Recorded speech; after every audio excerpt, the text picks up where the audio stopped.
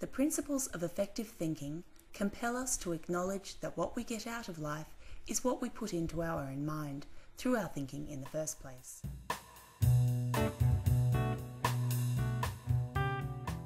This involves adopting a realistic view of life, free of mysticism or unfounded beliefs. When you are guided by faulty interpretations on reality, particularly those that bring fear or negativity into your life, you are not only feeding your mind with incorrect and inefficient beliefs, but you are also attracting difficulties.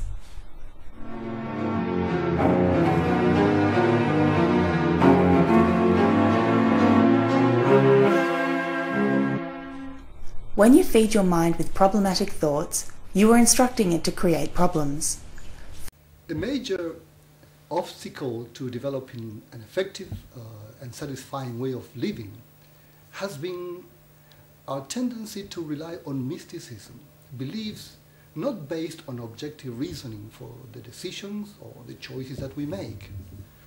Obviously, if we base our judgments on faulty interpretations of reality, or if we act according to misleading concepts, it is going to be inevitable that our actions are going to be less than ideal. Consider a person trying to improve their financial situation while at the same time entertaining devoted beliefs that poverty is a virtue. It is like trying to drive a car with the handbrake on. Faulty thinking can be, and very often is, very dangerous, because you actually become what you think about. If you imagine yourself being poor or living in distress, you increase the possibilities of becoming such a person. To live in a way that is practical and effective, we must follow reliable and down-to-earth concepts, and the easiest way.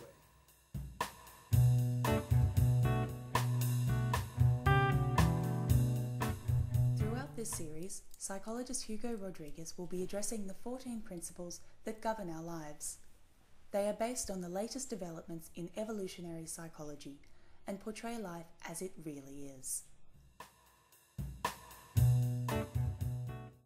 By adopting this realistic view of life, you will be better equipping yourself with the means to make better decisions and participate more effectively in creating your own destiny.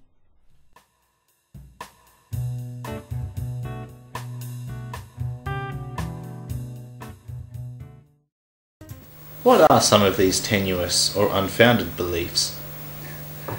Unfortunately, there are many. Take, for example, our intelligence. This attribute that has been so extensively considered as our most exclusive ability, a God-given faculty. The very name of our species, Homo sapiens, or thinking man, reflects this. The real story, however, is very different, as we will see later in this series.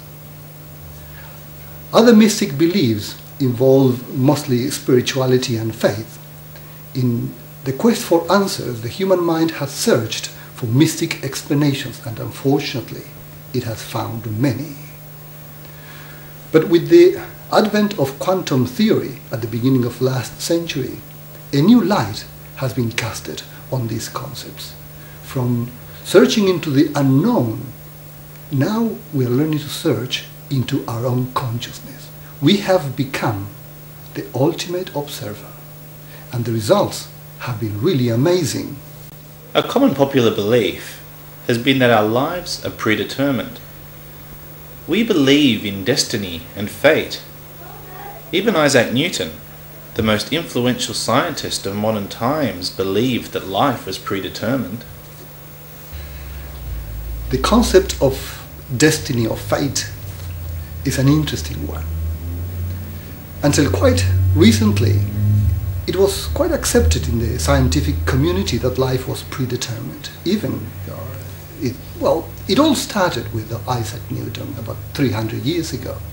He tried to convince the world that if we had a machine accurate and fast enough to calculate the positions and the directions of all the molecules in the universe at any given time, then we could determine the state of the world at any time in history, the future as the past, was already determined, according to Newton, in the intricate states of the molecules. Later on, Albert Einstein followed the same reasoning. But in the 1920s, a brand new branch of science emerged that would change all these concepts forever. Quantum physics developed, and soon it became the most accurate and trusted scientific regime ever.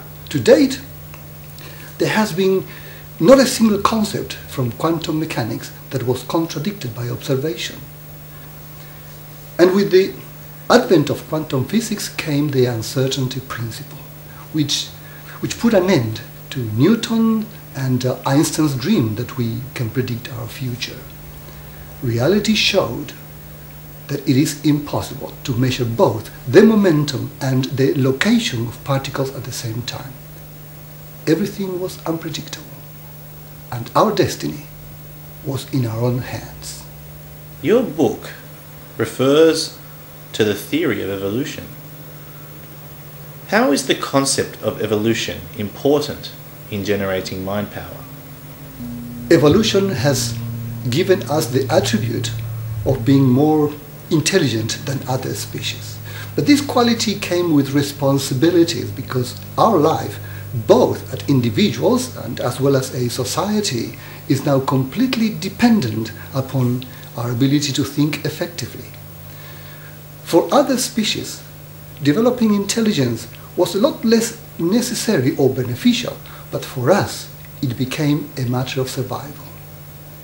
In oncoming episodes, we will look at intelligence more closely and at how thinking effectively is not the same thing as thinking intelligently. We will see how to be successful and happy we need to think smartly, not intelligently.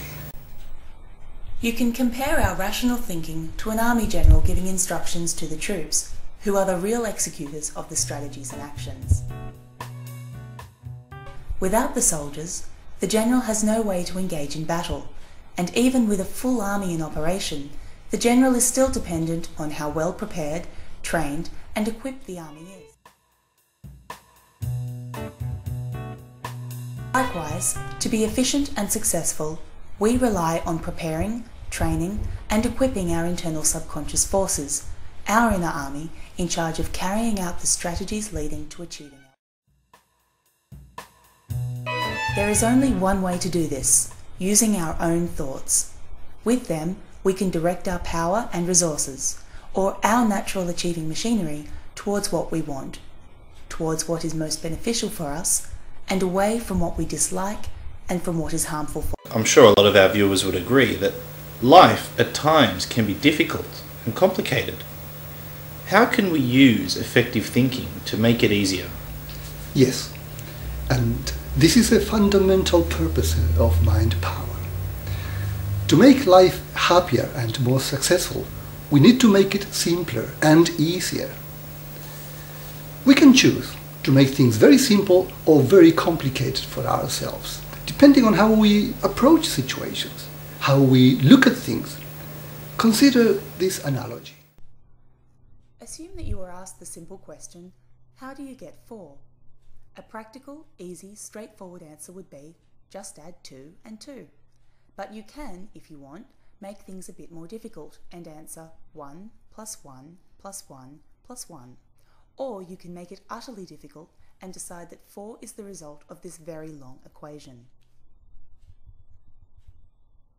All these calculations yield exactly the same result, but how you decide to answer can make your task either extremely simple or extremely complicated.